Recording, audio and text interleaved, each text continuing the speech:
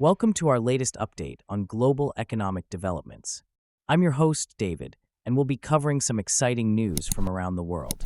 South Africa is facing a crippling unemployment crisis, with rates soaring to 27.99% in 2023. The youth are disproportionately affected, with an unemployment rate of 45.5% among individuals aged 15 to 34 years. The issue is complex, but one major factor is the rapid population growth in some communities, which exacerbates the job shortage.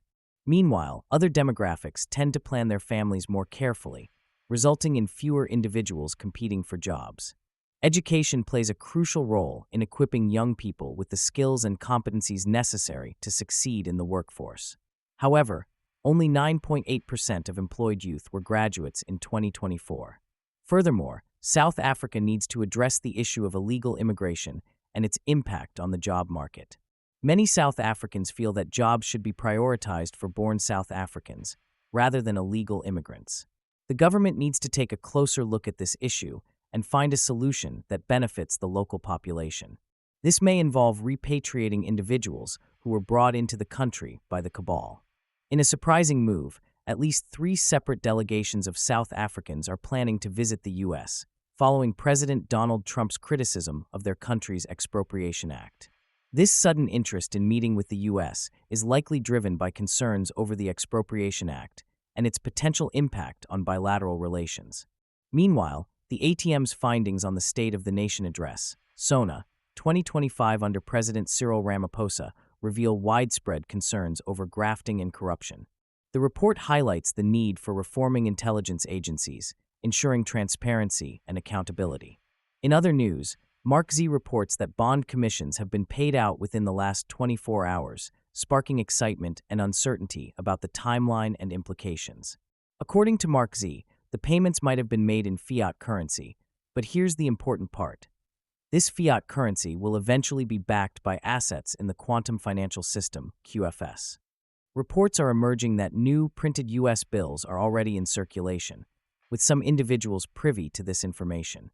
In a show of diplomatic strength, India's Prime Minister Narendra Modi and former U.S. President Donald Trump recently met at the White House, highlighting their growing strategic partnership.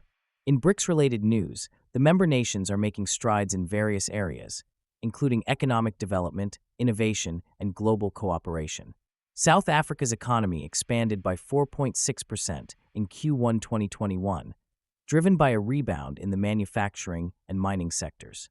Now, let's talk about currency revaluations. If history teaches us anything, it's that what's happened before can give us a glimpse into the future. Switzerland shocked markets in 2015 when they lifted the cap on the franc, causing a significant revaluation overnight. Germany post-World War II had one of the most dramatic revaluations with the introduction of the Deutsche Mark in 1948, fighting hyperinflation. Bosnia and Herzegovina introduced the convertible mark in 1997 to stabilize their post-war economy. The United States is closely tied to the Brics nations, particularly in terms of trade and finance. The U.S. dollar has long been the dominant currency in global finance, but the Brics nations are working to reduce their dependence on the dollar and promote local currencies. Some Brics nations, like Russia and Iran, are subject to U.S. sanctions, which has driven their interest in alternative financial systems. The Brics nations are exploring ways to bypass the U.S.-dominated SWIFT payment system and develop their cross-border payment networks. The U.S. has taken notice of the Brics nations' growing influence and has expressed concerns about the potential impact on the U.S. dollar's dominance.